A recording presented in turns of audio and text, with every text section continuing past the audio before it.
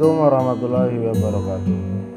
Guru merupakan pendidik dan pengajar yang berperan menuntun siswa mengikuti perkembangan zaman, menuntun siswa dalam melaksanakan pembelajaran, menuntun siswa dalam mencapai cita-cita, menuntun siswa dalam mencapai kebahagiaan hidupnya, menuntun siswa merdeka dalam belajarnya.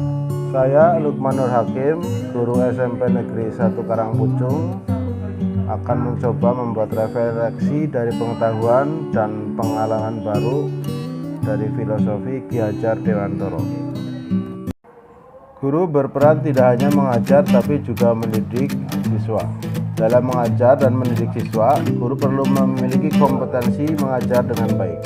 Dalam mengajar, guru perlu mengikuti perkembangan zaman, tidak hanya mengajar dengan cara yang sama, tapi berusaha agar mengajar dengan cara yang lebih kreatif, agar siswa tidak bosan mengikuti pembelajaran.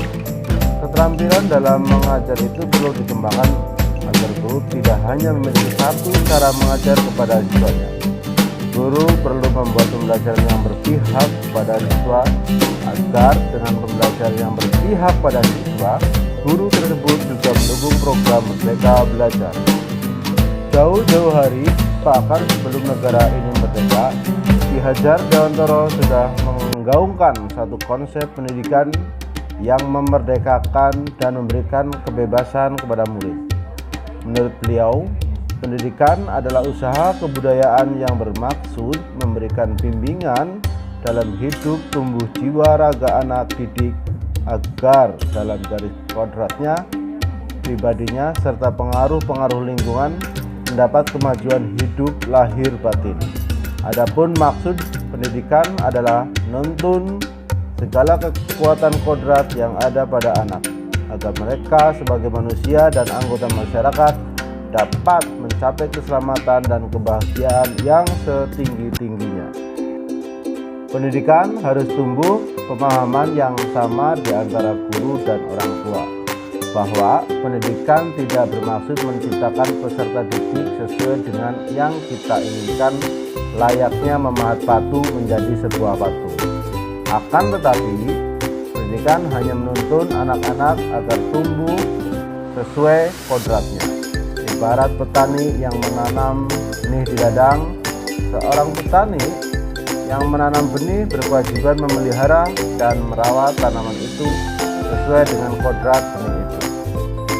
Pemeliharaan dan perawatannya sesuai dengan kebutuhan tumbuh kembangnya. Ini artinya guru sebagai pendidik bertugas menuntun para murid untuk dapat belajar sesuai dengan potensi dalam diri murid dan bagaimana perkembangan di lingkungan dan zamannya. Jika semua murid dituntun dengan semestinya, mereka akan merasakan bagaimana pembelajaran dilalui dengan jiwa yang merdeka dalam proses yang memerdekakan dan bertujuan memperoleh kemerdekaan. Kemerdekaan inilah yang kelak akan menggerakkan mereka secara otomatis untuk tumbuh menjadi pribadi-pribadi yang sesuai dengan profil pelajar Pancasila. Setelah memahami konsep pemikiran pendidikan Ki Hajar Dewantara sebagai landasan filosofi pendidikan, faktor penting dalam mewujudkan pembelajaran berpihak pada murid adalah guru. Guru merupakan ujung tombak dan nahkoda yang memegang peran penting bagaimana membawa muridnya dalam sebuah kapal besar yang bernama pembelajaran. Untuk bisa melaksanakan peran penting tersebut, seorang guru perlu mengasah dirinya untuk memiliki nilai-nilai sebagai penggerak pembelajaran, yaitu mandiri, reflektif, kolaboratif, inovatif, dan berpihak pada murid.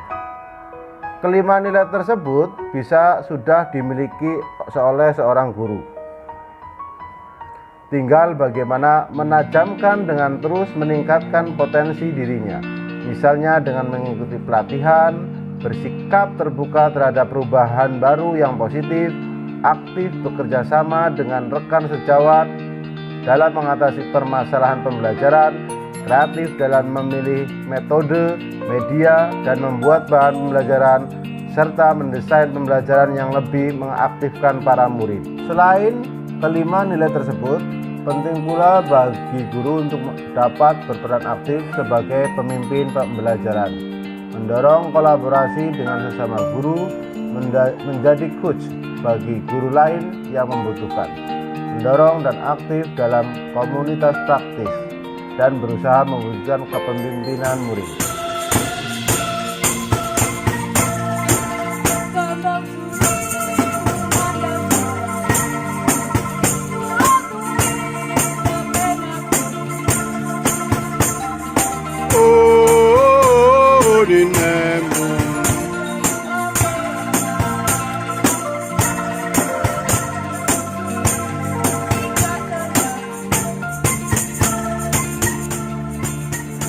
Dengan pembelajaran yang berpihak kepada murid, pembelajaran yang sesuai dengan kebutuhan murid, sesuai dengan kodrat anak-anak.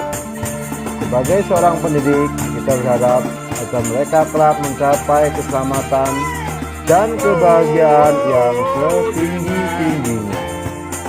Demikian yang bisa saya sampaikan, kurang lebihnya mohon maaf. Billahi taufiq wal hidayah. Assalamualaikum warahmatullahi wabarakatuh.